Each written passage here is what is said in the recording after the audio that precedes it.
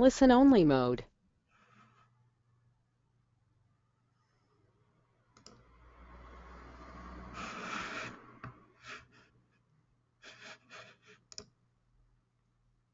Okay, so hello and welcome back. Today we're going to be covering qualifying leads. So getting people into your pipeline and making sure that they're the right people that you need to speak to develop your business further. So let's look at what we're doing today. First thing we'll do is do a little introduction to qualification, what it is, and why it's so important to do it in your business development. The second thing we'll look at is where do your leads come from. So I'm going to give you a really good overview of all the different places you can find your leads, and I'm sure there are more as well. So if you have got any more ideas, feel free to pop them into your pot too. The next point we're going to look at is your long list. So you may not have really kind of qualified your leads through as long list and short list clients, but that's something that I'm going to really cover with you in detail today. So once we've got our long list, we're going to look at how we can qualify it down to a short list and get it onto your client converter. Now, just to reiterate here, there are several different names for a client converter. This is your pipeline, so your potential clients that you want to get into a buying process with you. It's usually some sort of 12-touch process, 12-week process, and is otherwise known as a client converter. So if you hear me say client converter, it's your 12-touch process to get potential clients buying from you using all the different marketing and sales techniques that we can. And we're going to cover that in more detail later. And then we're going to have a look at what you actually need to do to enable you to qualify your leads more effectively and to move forwards with that client converter process. Okay, so let's first of all have a look at what a long list is. A nice way of describing this is imagine that this is the same type of long list you would begin with a candidate search. So when you are looking for candidates, you're going to start out really, really nice and wide. And you're going to literally go to all of the different sources you can to be able to find those candidates. The same applies with your clients. So you're going to be, it's like a fishing net. You're going to be putting that nice and wide, nice and big, and then you're going to be catching these clients and deciding which ones that you want to actually work with. And that's when your qualifying process comes in place. So we're going to start wide, and then as we pull those clients in, as they get into that fishing net with you, you can start taking the tiddlers out, the ones that you don't want, or taking the ones that are too big and old that you don't want. And we should have a really, really nice list of qualified clients that are going to be perfect for you. Before you go any further, make sure that you have done your avatar exercise so you know what type of clients you want. If you don't know what you're looking for, you won't know which ones to throw out of the net. So before you even begin this process, and if you haven't done it already, go back to your avatar and start thinking about the type of clients that you want to keep in that net. You're going to need to qualify these clients into your process. So you may know that you want them, but actually how are we going to qualify them through? And we're going to look at that slightly later. So once you've qualified them, they can get into your client converter. As general guidance now, take this how you will. It depends very much on your niche, your specialism, and whether there are going to be that amount of clients out there. Having a rolling client list of around 200 names is really sensible.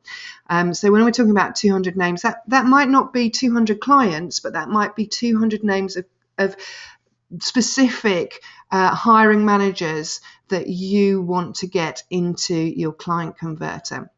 So say, for example, you do deal with slightly larger companies or massive conglomerates, or you're looking at international departments as well. You might have one company with lots of different hiring managers in it, and each hiring manager would go down as one person. So take that into consideration. Don't necessarily go out looking for 200 clients or potential clients to get onto your list, but look at hiring managers specifically. just in case you're not 100% sure what a rolling client list is, this means on your long list you have 200 clients that you would like to get into your short list.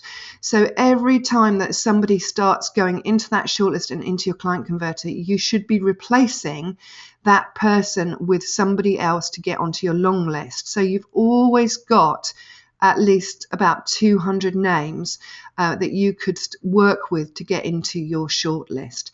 And it needs to remain at 200, so it's like 1 in, 1 out policy. So how do we develop a long list? There are loads and loads of different ways of getting names of clients that you want to work with, getting names of companies that you want to work with, but these ones here are the most general ones. And these ones are the ones that you'll probably currently be using. So the first easy peasy place is to go to your current clients and try and really get the ball rolling. It's like a snowball effect with your current clients. If you've got a good relationship with your clients, you should be asking them to introduce you to other members in that current company that you could be introduced to and referred into. So this is where we're talking about referrals. So referred into other departments.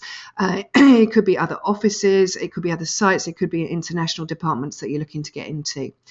If I were going to start anywhere, it would be with clients and candidates, because this is the nice, simple and easiest way of getting guys into your client converter. So start with your clients and your candidates. I'm going to give you some questions as we go through, excuse me, to help you to ask the right type of questions to your current client set that will allow you entry into some of the other departments. So hang on to that thought for the moment. Second place is let's have a look at your candidates. Now, you're going to be speaking to candidates all the time, whether you're currently a resource or looking to step up, whether you're already a consultant or a trainee consultant, whether you're a team lead or a manager.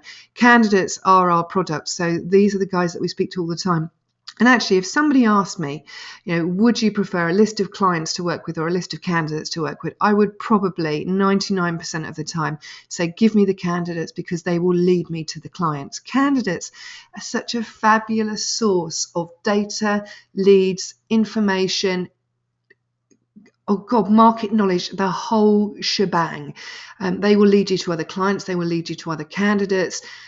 They will give you the information that you need to be able to really understand the roles that you're trying to fill as well. So treat them like gold dust and make sure that you're asking them the right questions to not only find other candidates from them, but to find other clients from them as well. Again, as we go through this particular part of the module, I'm going to give you some of the questions that you could use to do that. There's going to be loads more. This isn't kind of a definitive list. I'd be here for days writing one of those, but I'm going to give you the very best ones that I've used in my career and my current clients are using to really great effect, to make sure that they're using their candidates as effectively as possible. Okay, another place you can go, it has to be the web. It would be daft not to use it. So searching companies which are in your specialism, getting a list of them. Now, going back into the past, this is very similar to how I started out when I was a industrial recruitment consultant, and I was literally given the yellow pages and asked to go through all the local companies within like a 25-mile radius. That's pretty bloody hard work, I must say, and some of the results that I got weren't exactly pleasing. So this might be a fallback technique for you if you aren't able to get what you need from your clients or your candidates. We've got a little man knocking on a door there. If you are local and you recruit locally, so within, say, a 25 to 50-mile radius, when you're going out to see some of your clients, it might be worthwhile literally spotting names and seeing what type of companies are working within the business district that you're in, and dropping some information in. Now, I'm not suggesting that this will suit every type of recruiter, but certainly it would suit you if you're out and about and you're able to jot some names down so you can find some more people local to you. Also, if you do notice that there's new developments going on, it's worthwhile doing a little bit of research and finding out what companies are coming into your area to work with. And you can get this type of information online from the council website. So take a look at that. If you need any more information, pop it onto the Facebook group and I can help you with that. Okay, we've got a little picture here of two pencils of somebody being stabbed. That's my representation of competitors. When you are searching the web, you may do something called a job spot. Now, a job spot is when you are reading some of the jobs that are on the job boards. They may be on LinkedIn, and you're trying to determine from that job that another agency has put out what client that is. There are several clues, and there will be several clues in these job spots which will help you to determine what client it is, but always take into consideration that whatever role that you get from them, it will already be being worked for another recruiter. So you're going to get a C grade job. If you're okay with that and you want to move that C grade job into an A grade client, that's great. There's no reason why you shouldn't do that. But don't kind of spend all of your time job spotting, expecting to get good quality leads and good quality jobs from it, because it won't necessarily happen. What you can do with those is find out who they are, what they're looking for, do an introductory telephone call with them, and if it doesn't go anywhere, just make sure that you put them onto your client converter, so the next time that they hire, you're going to be better prepared and in a better position to be able to help them, not kind of 2 steps back from some of the other recruiters out there. Just as a tip here as well, if you are looking at job spotting, some recruiters can be a little bit lazy, so it's worthwhile copy pasting the text that's in it, putting it into your Google search tool, and then seeing the results that come up. Sometimes all they do is grab the text from a web page of the company that they're recruiting for and paste it into their adverts, which will help you enormously, because you'll get a link to the actual company, so that will help you find them. I'm sure you've got lots of other tips as well. Again, if you do, just feel free to share them with us. Okay, the picture we've got here with lots of lovely laughing people is a way of finding different clients, finding different leads, is by speaking to people in your network, using LinkedIn to do that, or you can use your friends, family, just find out where they are, whether they like it, whether it would be worthwhile taking it a little bit further and starting to prospect with them. The more questions you ask to the more people, the better information, better informed you're going to be. So feel free to use your friends and family and to give you that opportunity to speak to new and different companies. And the last one we've got here is, of course, about social media. So use whatever marketing channels you can to be able to find people, look at their past histories. LinkedIn is a great place to go for that type of thing, and see if you can start making lists of companies that you think that you'd like to work with. Remember, this is very speculative stuff that we're looking at right now. We're literally looking at grabbing a whole node of company names. You may already have a warm desk where you've got companies that you can work with already, so use that. If you have got a warm desk, use what market knowledge that you've got at the moment to be able to open some more doors for you. Use the candidate set that you've got before you take any of these rather long-winded ways of developing a long list. Let's go the easy route first. Let's go for the low-hanging fruit. Don't spend loads of time trying to prospect on what will eventually be and should be seen as basically the yellow pages. Okay. So we're going to have a look at finding clients, and I'm going to do it the easy way with you. As we discussed before, there are lots of other ways of doing this. So use them as well, but really we want to be looking at finding clients the easiest way and the quickest way possible to get you really in touch with them and start qualifying them into your shortlist and into your client converter. So the 2 areas I'm going to concentrate on for the rest of this particular presentation is going to be candidates and clients. And I'm going to give you some really good questions to ask to uncover some of the ways that you can find leads from them. So let's start with your candidates, because these guys are the guys that you're probably talking to already. And these guys are going to be absolutely busting with knowledge and as long as you get the right questions at the right time in the right place of your process, they will give you the information that you're looking for. So let's start with the current managers. You need, when you are qualifying your candidates into your process, and when you're interviewing your candidates, whether it be on the telephone or face-to-face, there are some questions that you absolutely must ask to be able to get to grips with the hiring managers that are out there in your niche, in your sector, in your location that you want to work with. So you're looking at current managers. So where these guys work at the moment, who do they report to? If they've got a manager, the likelihood is they are a hiring manager. And again, you can qualify that with your candidate by asking a set of very specific questions to do that. And I'm going to come to that in the next slide set. You want to be finding out, and we're looking for names here. It's not just, the title of them. We're looking for names. Their previous manager. We want to know where they were working before and who they reported to before, because the likelihood is that person is still in that position, or they might have moved up or across into a different company, but they're still going to be hiring managers. So every candidate that you speak to, you should be getting at least 2 or 3 names of hiring managers that you can put onto your long list and start qualifying through into a short list.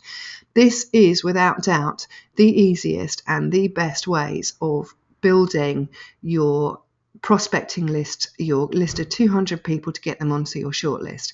When I was working as a recruiter, this is the route that I took the majority of the time. I'd say probably 70-80% of the time. This is how I got my leads into other companies.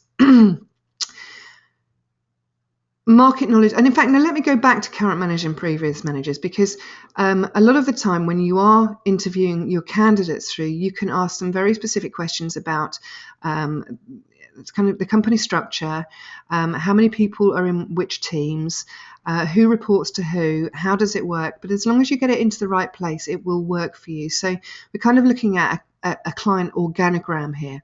And often, you know what, if you've reached a point in the process where your candidate trusts you, then you can ask for, can you give me a company tree of where you sit and who sits elsewhere? They are out there, and if you don't ask, you don't get, but make sure you do it at the right time. Candidates will be, especially if they're active candidates, they're going to be in a very good position to be able to give you some really good market knowledge. So the type of clients that they may want to work with, the type of clients that they know are hiring, maybe their colleagues, friends, ex-work colleagues are working there right now and they'd like to get in there.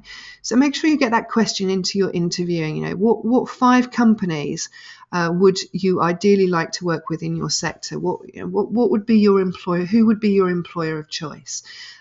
These type of questions you need to get into your process somewhere, and it's usually at the beginning when you're interviewing them through. So as many questions as you can think of to get market knowledge of the great companies that are out there, whether they've got a good reputation, and if they have, whether or not you can start getting them into your pipeline. If you're working with active candidates, they're going to be on interviews right now, or they may have been on interviews over the last, say, 6 months.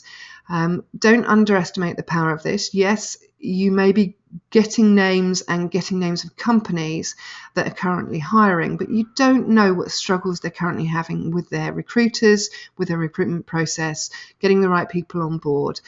So definitely ask the questions to your candidates to find out where they're interviewing. If you ask the questions well, they will give you the answers. If you ask the question saying, I wonder if you would mind helping me, or I hope you don't mind me asking, but where are you currently interviewing? If you ask it like that, they will detect a note of bullshit in your voice and your tone and the way that you're putting the question across to them. So nice and confident when you're asking that questions, and I can guarantee you they will tell you. So previous interviews as well, don't just ask them where they're interviewing right now, ask them where they've interviewed in the last 6 months. And you might want to get some more information about this as well. So, what did they like about the role? What did they dislike about the role? So actually what they're going to end up giving you is a nice solid job description. So when you do go and start chasing that lead, if that's what you choose to do, you're going to be able to go in there with a candidate that will be vaguely suitable for the role instead of completely irrelevant. So do ask questions around that when you are interviewing your candidates through. So moving across to clients then, loads of different places to go with your clients, but these need to be clients that you know and trust, and they know and trust you. People won't refer you into other people until you're doing a good job with them. So make sure your client is satisfied and then start asking for referrals, either internal or external referrals. The difference between the two, an internal referral is another department that you might be able to start speaking to that is currently hiring or does use recruiters to hire in their processes. So this is specifically within that current company. It might be a different location, different offices, could be different department, it might be international. But you need to use your clients as much as you can to be able to get you into other clients. But remember, they will not refer you unless you're doing a good job for them. As soon as you're doing a good job for them, the likelihood of them referring you goes up something like 200% or something ridiculous like that. External referrals are again reasonably easy to get once you have a really good relationship with your current client, and it is a relationship with that particular person. So you can start asking them questions like, where did you used to work? Oh, that's really interesting. Actually, I've been looking at working with them. Who do you think I would need to speak to? Do you know anybody there right now? So looking at where they used to work and whether or not they would refer you into somebody that's currently there at the moment. The likelihood is they've still got ties, they'll still have friends and colleagues that they worked with, and they may well give you that external referral. Suppliers to that company, it sometimes works. So ask them who their main suppliers are, in which areas. If they're, for example, in the food industry, they may have a specific set of suppliers that they use that you'd be able to recruit for as well. But definitely ask them about their competitors. Who are, their top 3 competitors, why they're better to them, why they're different from them, and what they know about those competitors.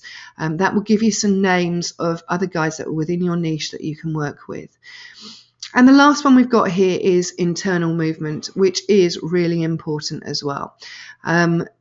When you are replacing somebody, so maybe somebody's stepping up or stepping out of the company and you are working on a role with them, let's find out as much as you can about that person that's stepping up or stepping out. Specifically, if they are stepping out of the company, where are they going? That will give you a really good idea of another client that you can begin working with, and you know that they're hiring.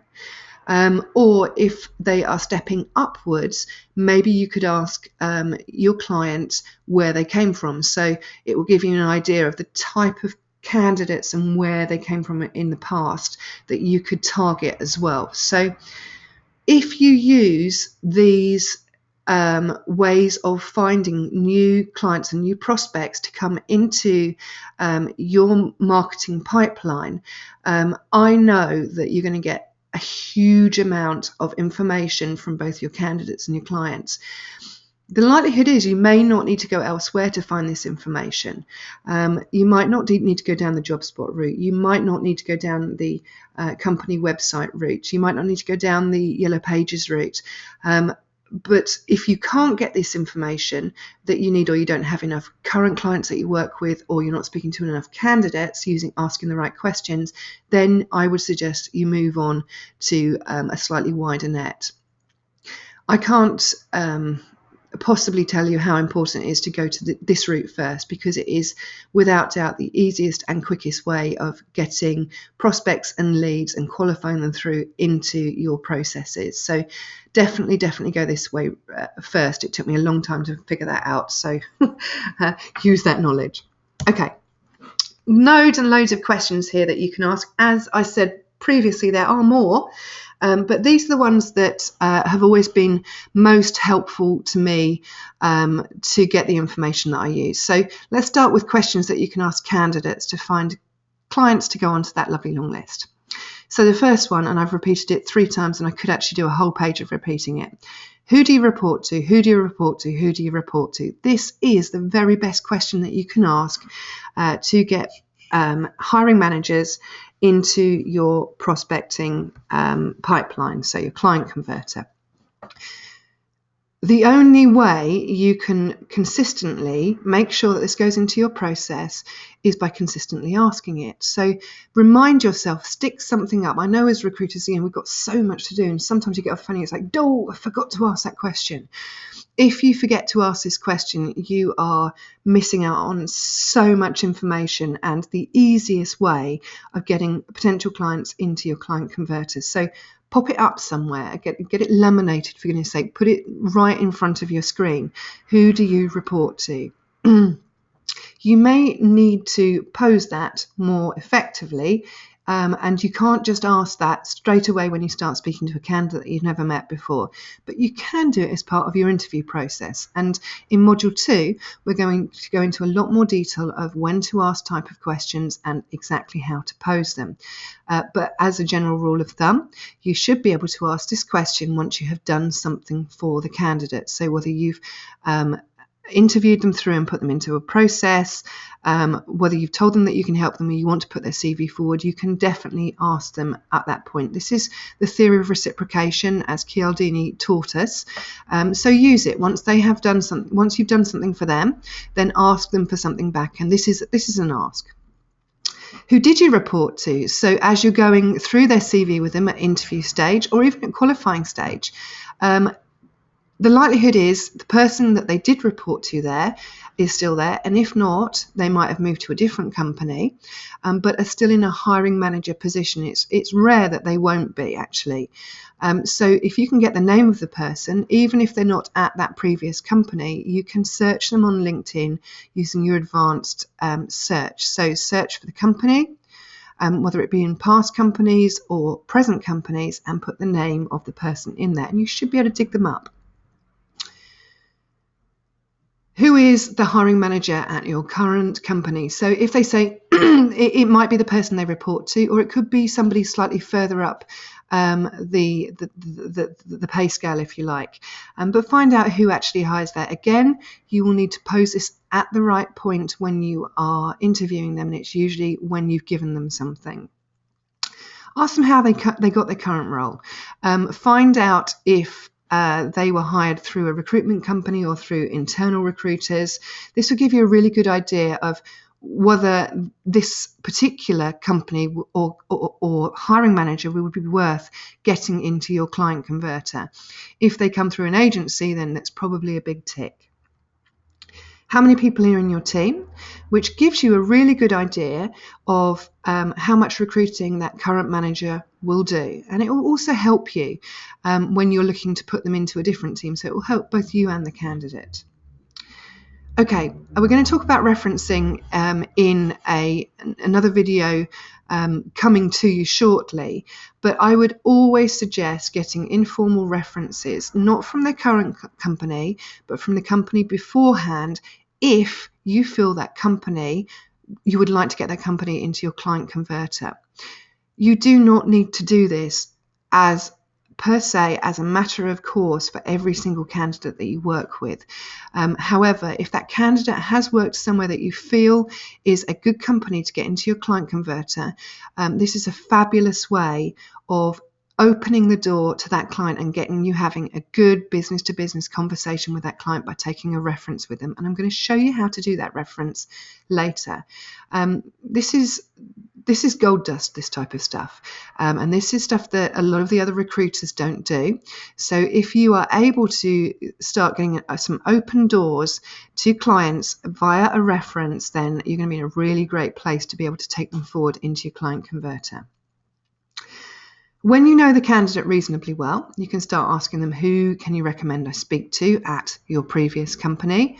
A nice way of putting that is, once you've helped them, so remember the reciprocation rule, once you've done something for them, say, I wonder, just before you go, I wonder if you might be able to help me. I'm looking to start creating some ties within X company. Who would you recommend that I speak with there? And the likelihood is they will probably give you the name of the person that you can at least start opening some doors with. What was the hiring process when you joined that company? So it could be their present company or their previous company. But again, you're just looking to qualify whether or not that would be a good client to work with. The type of information that you're looking for is, well, they'll start with a recruitment drive. They might do it directly, and then they'll go to HR, and then they'll have an interview there, and then they'll have an interview with the hiring manager. You want to find out as much information as you can, background information that will help you when you start speaking to that client and qualifying them into your process and really finding out what issues they may be experiencing. Go back to your avatar exercise. Remember the type of clients that you want to be working with. Do they have a really good, simple, quick, and urgent hiring methodology in there, or are they struggling with that? And that's something that you can use going forwards. What other application processes are you in at the moment, or have you been in the last 6 months? Okay, so this is where you're starting to get some information about who else is recruiting at the moment. This needs to be done at the end of your interview process. Don't try and get that in there too much earlier, because they won't give you the information. The reason why?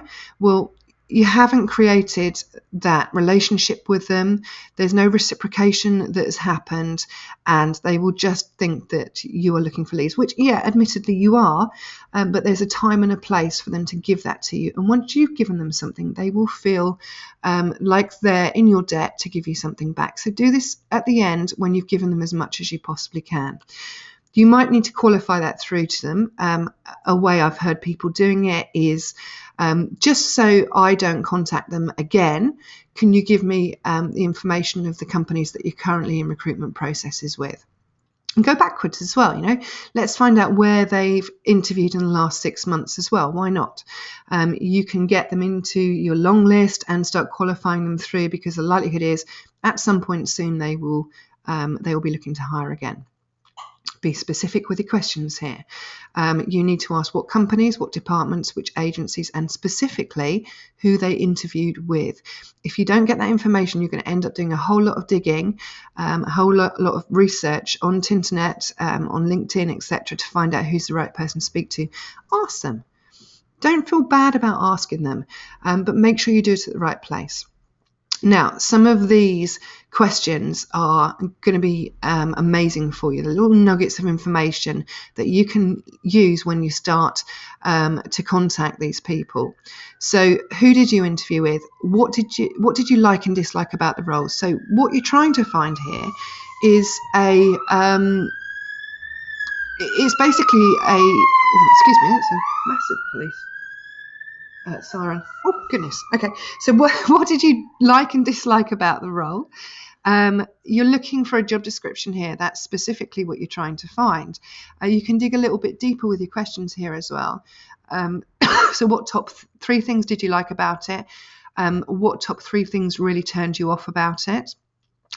What we're trying to do is get a really nice, clear picture of what that role is or what that role was, so you can go in with a specific candidate that's got some of those things that the client would be looking for.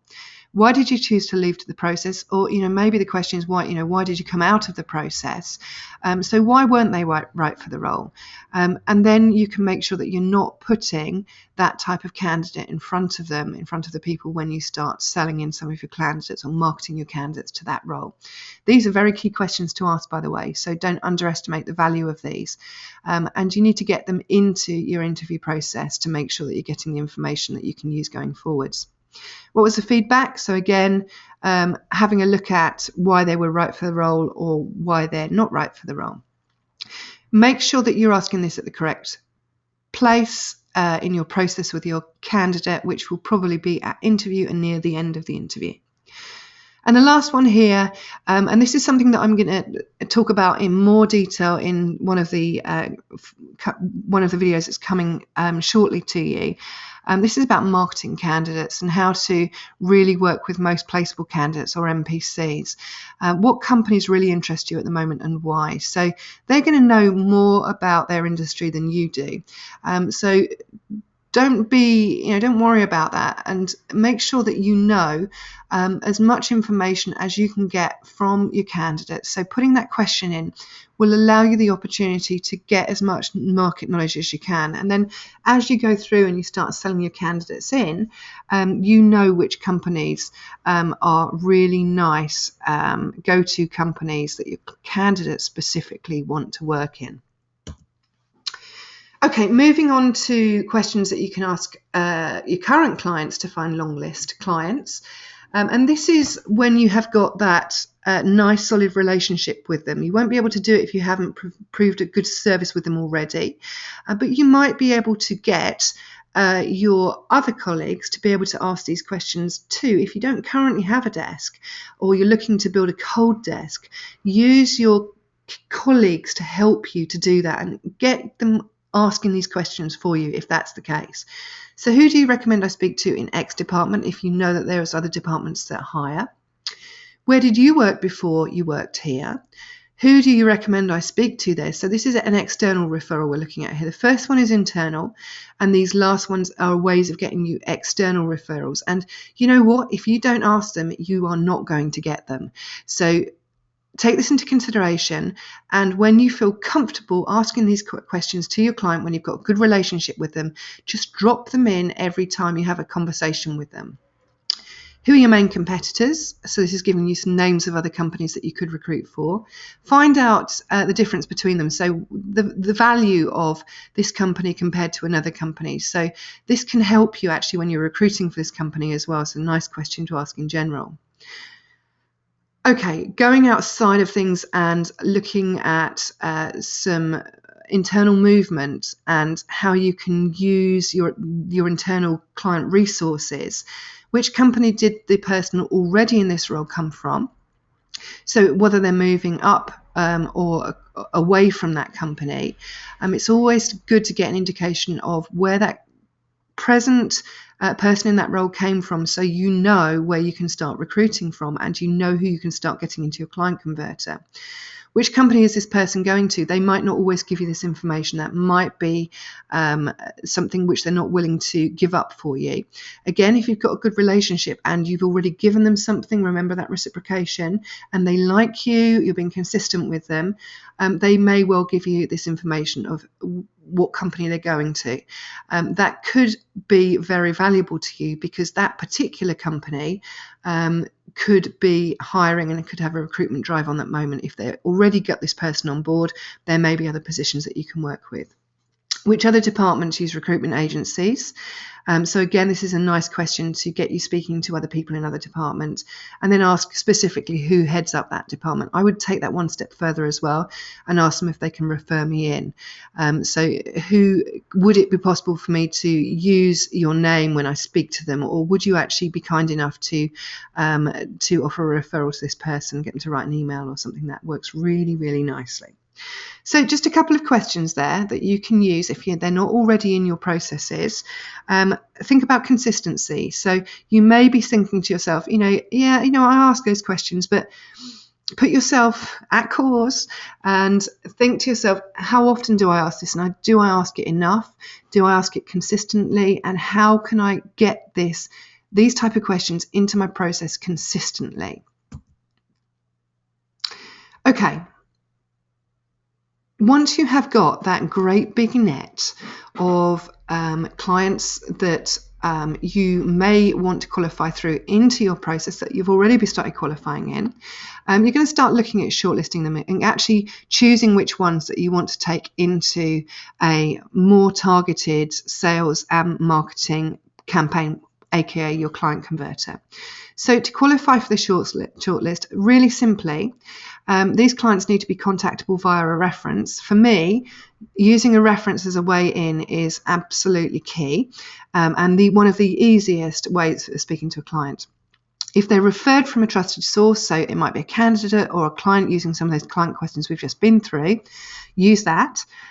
Because that is, again, we're going to be using social proof. If you remember from Cialdini's 6 principles, we're going to be using social proof to go into another company using somebody's name and taking that into a business building relationship in your client converter.